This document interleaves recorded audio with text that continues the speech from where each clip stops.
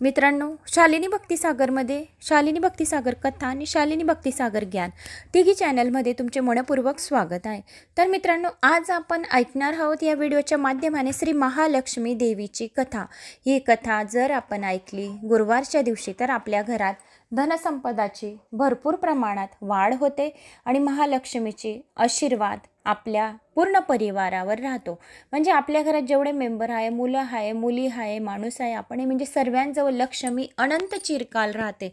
म्हणून ही महालक्ष्मी देवीचे व्रत करतात। हे व्रत खूपच पुराण काळांपासून आहे आणि अतिशय शीघ्र फल देणारे आहेत। नुसती आपण कथा पण श्रवण केली तरी महालक्ष्मी आपल्यावर प्रसन्न होते।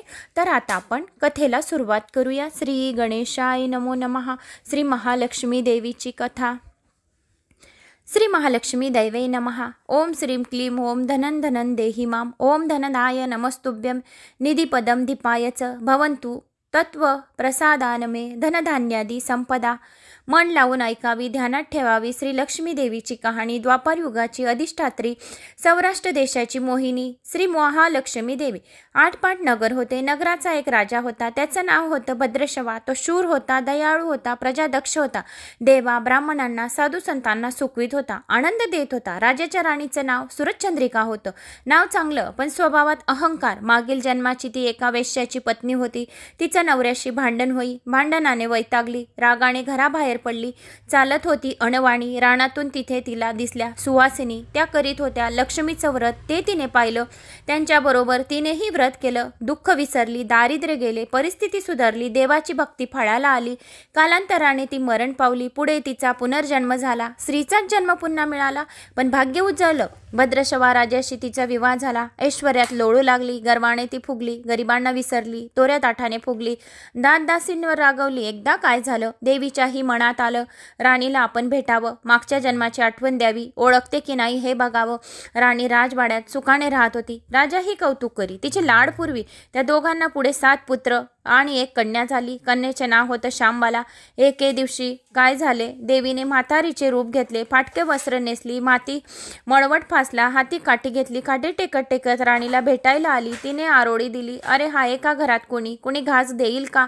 दासी बाहेर आली, म्हातारी दारात दिसली। तिने विचारलं, कोण ग तू, कुठून आलेस, काय काम काढलंस, तुझं नाव काय, तुझं गाव काय, तुला काय हवं आहे? मधून मधून खोकलत हळू आवाजात म्हातारी सांगू लागली, माझं नाव कमला, द्वारकेहून आले, राणीला भेटायचं आहे। कुठे आहे ग राणी? दासी म्हणाली, राणी साहेब महलात आहे, सख्यांशी गप्पा मारतायत, त्यांना सांगितलं तर माझ्यावर रागवतील, तुला त्या कशा भेटणार? काय तुझा हा अवतार, तुला पाहून माझ्यावर ओरडतील, उणदुणं बोलतील, त्यांच्या सख्याही तुला हसतील, तू जरा आडोशाला बैस, मैत्रिणी गेल्या म्हणजे मी सांगते त्यांना। म्हातारी रागवली, मनोमन संतापली, तुझी राणी पैशाला भाडली, माणुसकी विसरली, दरिद्री मेली, आज झाली आहे राणी पण मग देवीला विसरली, माझ्यामुळेच ना, मी तिला व्रत सांगितलं देवीचं, तिने ते केलं, आता राणी पदावर बसली, देवीला आठवण सुद्धा तिला राहिली नाही।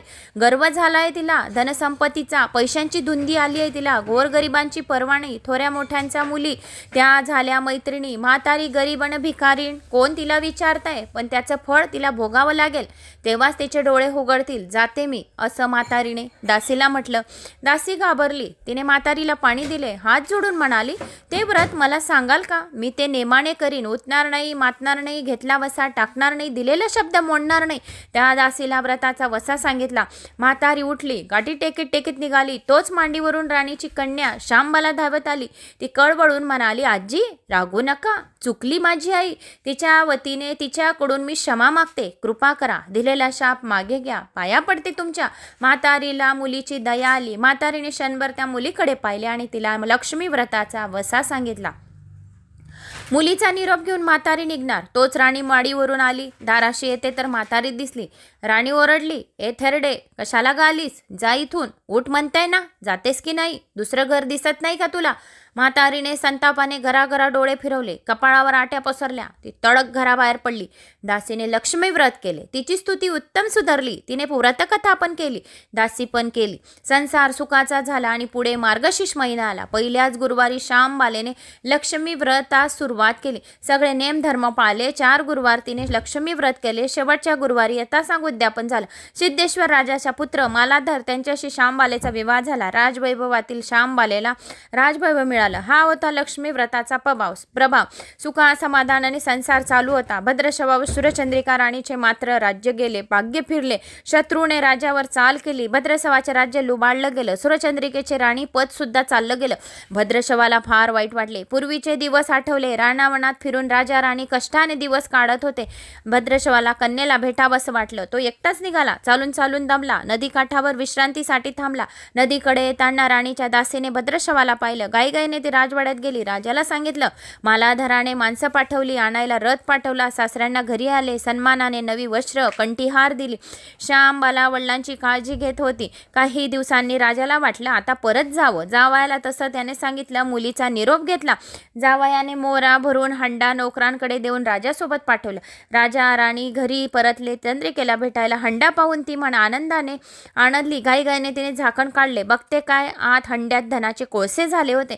सूर्यचंद्रिकेने कपाळावर हात मारला. नशिबाला दोष दिला. नवऱ्याला सांगितले. ते ऐकून तोही चकित झाला. दुःख पाठलाग करीत होते. दारिद्र्य सरत नव्हते. चिंतेचे सावट पसरत होते. काळजीचा वनवा भडकत होता. सूर्यचंद्रिकेचा एक एक दिवस दुःखाचा जात होता. एक दिवशी तिला मुलीला भेटावं, डोळे भरून पाहावं असं तिला वाटलं. नशिबाचे भोग आहेत, भोगायचेच आहे. सूर्यचंद्रिका घरून निघाली. मुलीच्या सासरी पोचली. तो दिवस गुरुवारचा होता. नदी तीरावर जरा वेळ बसली. दमली होती. त्याच वेळी एक दासी नदीवर आली. तिने राणीच्या आईला ओळखलं. घाईने ती मालात गेली. राणीला निरोप दिला. तुमची आई आली आहे. नदी किनारी बसली आहे. खूप दमलेली दिसली. तिला आणायला कुणीतरी पाठवा. श्यामबाल्याने सारथ्यासोबत रथ नदीकडे आणायला पाठवला. आईला घेऊन द्यायला सांगितलं आणि आई रथात बसून मालात आली. आईला बघता श्यामबाल्याने आनंदाने मिठी मारली. मुलीचं वैभव पाहून तिचं मन तृप्त झालं. तोंडून शब्द फुटेना. आईने स्नान केले. मुलीने तिला पैठणी दिली. सोन्या मोत्यांची दागिने दिले. आईचे रूप अधिकच खुललं होतं. दुपारची वेळ झाली. श्यामबालेने भक्तिभावाने लक्ष्मीची पूजा केली. आरती झाली. धूपदीपाचा वास दरबडला. श्यामबालेचा कडकडीत उपास होता. भोजनाची तयारी झाली. तिने आईला जेवायला बोलवलं. सूर्यचंद्रिका पाटावर येऊन बसली, पण ती एकदम शांत झाली. तिला आता मागचा जन्म आठवला. लक्ष्मी देवीच्या कृपेने ती या जन्मी ती राणी झाली होती आणि ती म्हणाली, श्यामा, मी देखील तुझ्यासोबत उपास करीन, व्रत करीन. श्यामा म्हणाली, ठीक आहे. मार्गशीर्ष महिना आला होता आणि मार्गशीर्ष महिना होता. मुलीने 4 गुरुवार जसे व्रत केले तसे व्रत श्यामबालेने केले. आई तिने सुद्धा आपल्या मुलीचे बघून व्रत केले आणि आता श्यामबालेला सुद्धा सूर्यचंद्रिकेला पाहून मार्गशीर्ष महिन्यातले हे व्रत केले. आईने पाहिले. तीही उपास करू लागली. देवीला भक्तिभावाने प्रार्थना करीत होती. महिना संपला. घरी जायचा विचार ठरला. पोचायला श्यामबाला सोबत गेली. 4 दिवसांनी श्यामबाला निघाली. मालाधर राजाने पाठवलेला पैशाचा हंडा घेतला. त्यात मीठ भरलं. तो नोकरांजवळ देऊन पुन्हा ती सासरी आली आणि गप्पा मारता मारता वेळ कसा जात होता त्याचेही तिला भान नव्हते. मालाधराने विचारले, माहेराहून काय आणलंस? श्यामबालेने सोबत आणलेल्या हंड्याकडे बोट दाखवले. मालाधराने उत्सुकतेने झाकण काढलं. त्यात त्याला काय दिसले? मिठाचे खडे. अगं वेडे, हे मिठाचे खडे कशाला आणलेस? इथं मीठ मिळत नाही का? मीठ मिळतं ना, पण हे मीठ माझ्या वडिलांच्या राज्यातलं आहे. वडिलांचं राज्य सौराष्ट्र होतं. शेजारच्या समुद्राचं आहे हे मीठ. समुद्र तीरावर दूरवर माझ्या वडिलांचं राज्य होतं. पण आज श्यामबालेच्या सांगण्यातली खोच राजाने हेरली. तो विचारात गुंकला. श्यामबाला म्हणाली, हे मीठ जीवनाचं अमृत आहे. अन्नाला चव येते ती मिठानेच. मीठ नसलेला पदार्थ बेचव. ज्याच्यात मीठ खावं त्याच्याशी इमानी राहावं आणि मग त्याचं रक्षण करावं. कामात कसूर झाली तर वेळ प्रसंगी प्राणही द्यावे लागले तरी चालेल, असे भद्रसवाला सांगितलं. आणि मग त्याने मालाधर राजाने निश्चयाने उठला. त्याने आपले सेवक सासऱ्यांकडे पाठवले. त्याने बोलावून घेतले आणि भद्रशवाला काय झालं कळलं नाही. ताबडतोब तो जावयाकडे आला. दोघांची गुप्त बैठक झाली. विचार पक्का ठरला. भद्रशवाने अनुमती दिली. मालाधराने मुख्य सेनापतीला तात्काळ भेटण्यास बोलवलं. सेनापती आहे त्याने मालाधराला वंदन केलं आणि आज्ञा करावी. महाराज, ते म्हणाले, भद्रशवाचे राज्य जिंकलेल्या शत्रूवर ताबडतोब स्वारी करा. मग त्याने तसेच प्रत्येक सैनिकाच्या हातावर हंड्यातला मिठाचा एक खडा ठेवा. शपथ घेऊन प्रत्येकाला झुंजायला सांगा. राजाची आज्ञा झाली तशी सेनापतीने व्यवस्था केली. दुसऱ्या दिवशी सोबत सेना घेऊन बेसावत शत्रूवर चाल केली. शत्रूच्या राजावर सारे सैनिक तुटून पडले. मालाधराचे सैन्य बेभान लढत होते. शत्रू सैनिक जमिनीवर कोसळत होते. सूर्य पश्चिमेकडे जात होता. अंधार हळूहळू पसरत होता. शेवटी मालाधराच्या सैन्याने शत्रूचा फळसा पडला.